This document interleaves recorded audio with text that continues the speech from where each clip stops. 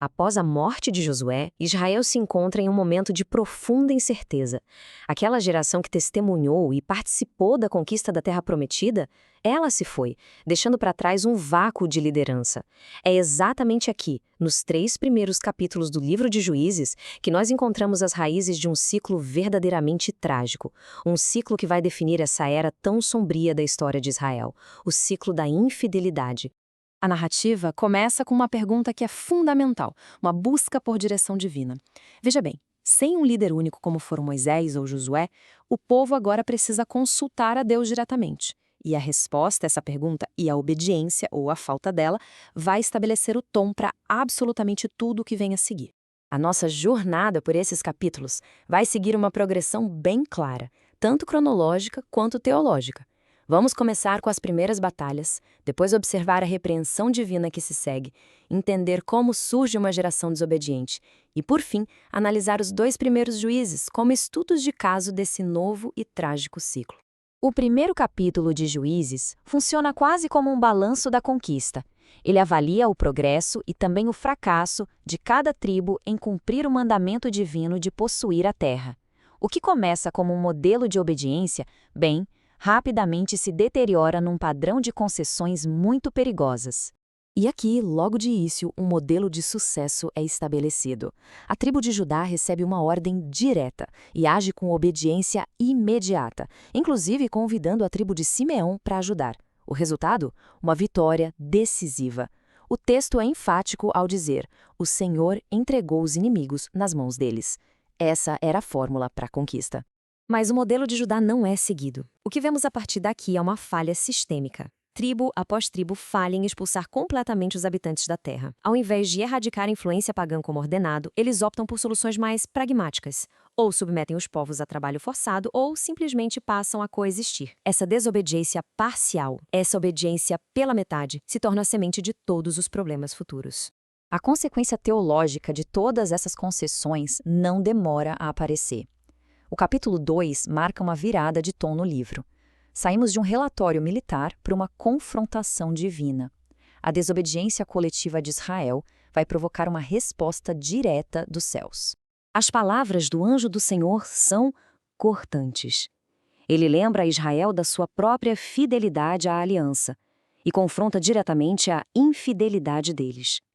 E a pergunta, por que vocês não me obedeceram, ecoa como o centro de todo o problema. Eles não falharam apenas numa tarefa militar, eles violaram um pacto sagrado. A reação do povo é imediata, é emocional. Eles choram, tanto que o lugar passa a se chamar por causa do pranto deles. No entanto, o texto sugere que esse choro é mais de remorso do que de um arrependimento genuíno, porque ele não resulta numa mudança de comportamento duradoura. Sacrifícios são oferecidos sim, mas o ciclo de desobediência já tinha sido colocado em movimento. A repreensão em Boquim, na verdade, serve como um prólogo para a tragédia que está prestes a se desenrolar. A falha da geração da conquista em completar a sua missão tem uma consequência devastadora para seus filhos, que crescem num ambiente de compromisso espiritual. Esse versículo é talvez um dos mais trágicos de todo o Antigo Testamento. Em apenas uma geração, a memória dos milagres do Êxodo e da conquista simplesmente se perdeu.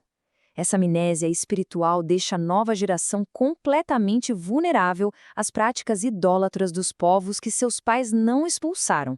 E a partir disso, o texto estabelece o padrão que vai definir toda a era dos juízes. É um ciclo vicioso de 5 etapas bem definidas.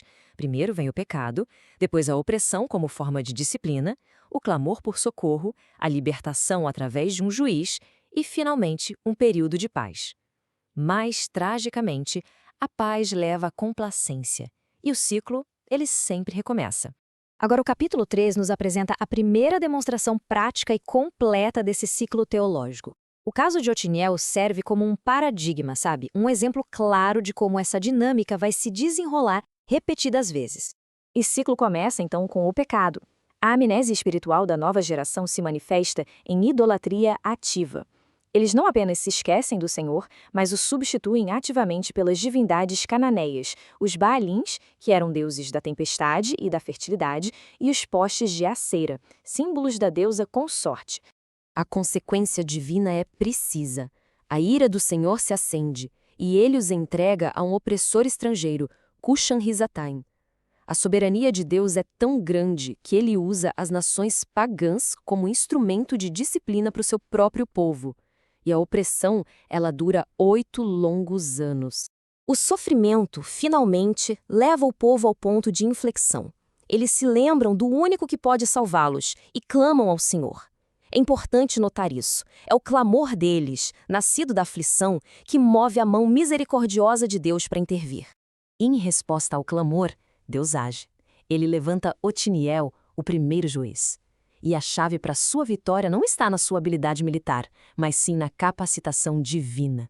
O texto diz: o Espírito do Senhor veio sobre ele. Otiniel se torna, então, o agente de Deus para a libertação de Israel. E o resultado é a paz. Por 40 anos, o tempo de uma geração inteira, a terra descansa. O primeiro ciclo se completa, demonstrando a fidelidade de Deus em responder ao clamor do seu povo. A grande questão é: será que a lição foi aprendida? A paz, no entanto, não dura para sempre. Assim que a geração que viveu a libertação morre, a memória se apaga, e o padrão se repete com uma precisão desoladora. O segundo ciclo começa, e dessa vez envolvendo o rei de Moabe. A frase de abertura é um eco sombrio. Mais uma vez, a natureza cíclica da infidelidade humana é exposta de forma clara. A lição não foi aprendida, e o povo retorna exatamente às mesmas práticas que trouxeram juízo sobre eles na primeira vez, e mais uma vez o pecado leva à opressão. Dessa vez, o instrumento de Deus é Eglon, rei de Moabe, que subjuga Israel por 18 anos, mais do que o dobro da opressão anterior. O texto até nos dá um detalhe físico sobre Eglon, descrevendo-o como um homem muito gordo, um detalhe que vai ser crucial na narrativa da libertação. A libertação, dessa vez, vem por meio de um plano astuto e violento. Deus levanta Eude, um homem benjamita e canhoto. A condição dele ser canhoto é a chave tática, permitindo que ele escondesse uma espada na sua coxa direita, onde normalmente não seria procurada. Usando o pretexto de entregar uma mensagem secreta, ele consegue uma audiência particular e assassina o opressor de forma gráfica e decisiva. O resultado da ação de Eude é uma vitória esmagadora sobre os moabitas e um período de paz ainda mais longo, 80 anos, 2 gerações inteiras de descanso. A libertação foi brutal, mas foi eficaz. O ciclo se completa novamente com a intervenção de Deus através de um libertador bastante improvável. E assim, ao final desses 3 capítulos, ficamos com uma questão central para refletir. Nós vemos um padrão de pecado e esquecimento por parte de Israel, mas também vemos um padrão de disciplina e de misericórdia por parte de Deus. A infidelidade humana se mostra constante, mas a aliança de Deus, embora testada, nunca é permanentemente quebrada por ele. Ele sempre responde ao clamor do seu povo. Esta é uma produção da Primeira Igreja Batista de Guarulhos, um ponto de encontro entre Jesus e o pecador. Se esta análise bíblica trouxe alguma reflexão, fica aqui o convite para inscrição no canal, além de curtir e comentar os temas que abordamos hoje.